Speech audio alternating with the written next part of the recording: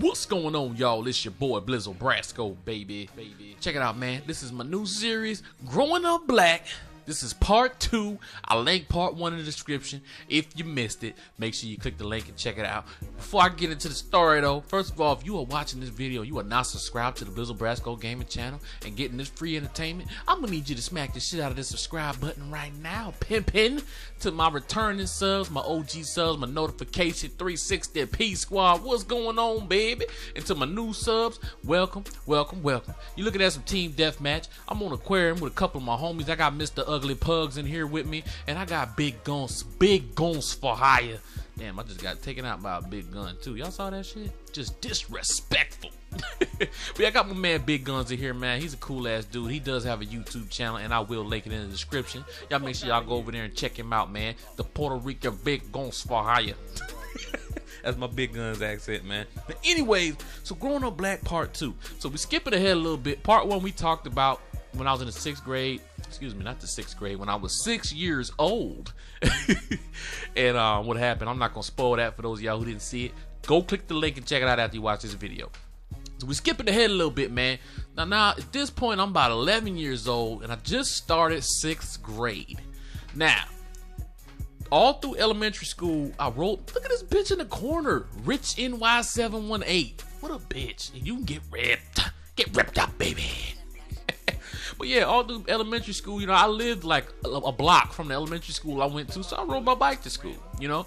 And, you know, back then, you know, you didn't have to worry about pedophiles and shit like that. You know, you could just ride your bike to school and it was no big deal. So I rode my bike to school, man. You know what I'm saying? Look at that. Y'all see I saved Big Gun's life just now and got killed? Look at that. Just disrespectful. But anyway, so when I got into 6th grade, that was my first time ever having to ride the bus to school, because the middle school I went to was a little ways from where I lived at, so I had to ride the bus to get there. I had to ride the bus and cross a bridge and a river and all types of shit to get to middle school, man. And the neighborhood I grew up in, if y'all remember from my previous episode, the neighborhood I grew up in, you know, was a predominantly white neighborhood. You know, I was one of the few little black dots up in that motherfucker. So it was a predominantly white neighborhood, so naturally the most of the kids who rode my bus, ooh, give me that 2-piece, baby, and they go to Biscuit. Well, we ain't get no Biscuit that time. Damn. But yeah, the majority of the kids on the bus were white. You know, which, you know, like I said, to me it's never been an issue. Race has never been an issue for me. But, you know, there was these 3 kids in particular that rode this bus that I will never forget. Never, ever forget. And I'm gonna go ahead and say their names too. It was 2 brothers, 2 Italian brothers named Marco and Tony. Marco was the older brother, Tony was the little brother. The little brother was bigger than the big brother though, for some reason. I don't know what the hell they had going on in their gene pool or whatever, but the little brother was significantly larger than the big brother.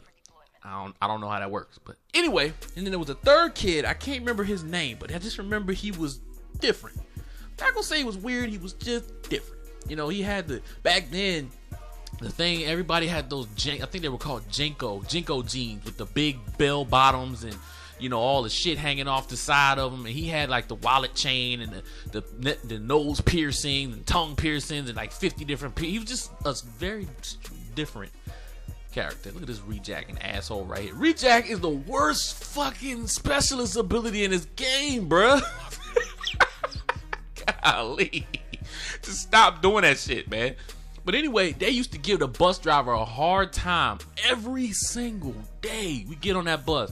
As soon as they got picked up, they was going in on the bus driver. The bus driver was this old ass black dude with a nasty drippy jerry curl.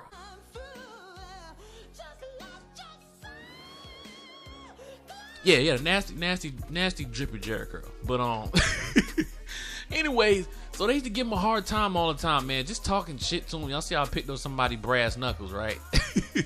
Running around with these shits like, hey, oh, yeah, give me that shit. Anyway, so it was one day, I don't know what got into Marco and Tony, but they were just going in on the bus driver. I mean, they was just throwing stuff at him, talking shit, and most times the bus driver would ignore them because, you know, the kids being kids, whatever. So, you know, I'm sitting up at the front of the bus because, you know, I'm 6th grader, I'm new, fresh meat, little kid, little peanut ass head, just chilling in the front. They throwing stuff at the bus driver. I'm laughing because I never seen no shit like this before. So I guess one of them threw a battery. Y'all see I got them wraps out of that care packages now. One of them threw a battery at the bus driver. A whole AA battery now. Not one of the little watch batteries, not one of them little shit. A whole AA battery they threw at this motherfucker. So he slammed on brakes and was like, who threw the battery? Who threw that battery at me? And you know, obviously nobody was saying anything or whatever. So at this point, he is pissed.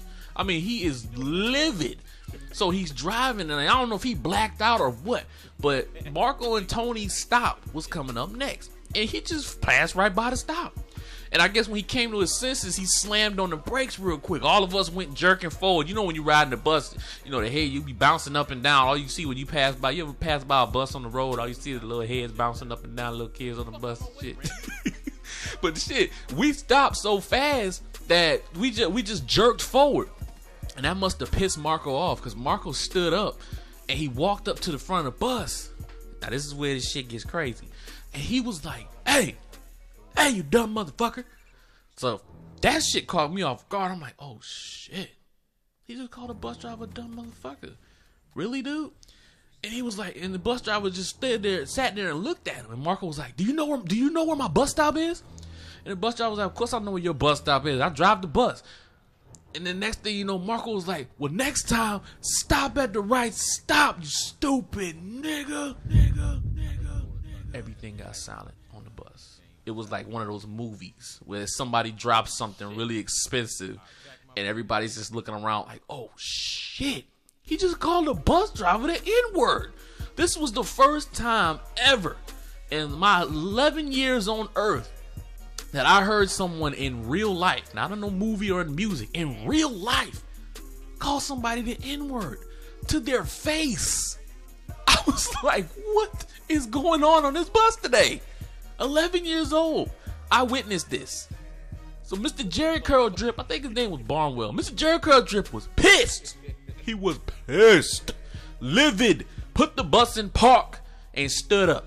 Now, as y'all can see, we're to the end of this gameplay. We whooped that ass. If you want to hear the rest of this story, what happened after he called the bus driver the N-word, make sure you let me know down in the comments, and I will continue this story next week on part 3. And I'm going to see y'all in the next video. And I'm out this motherfucker. Peace.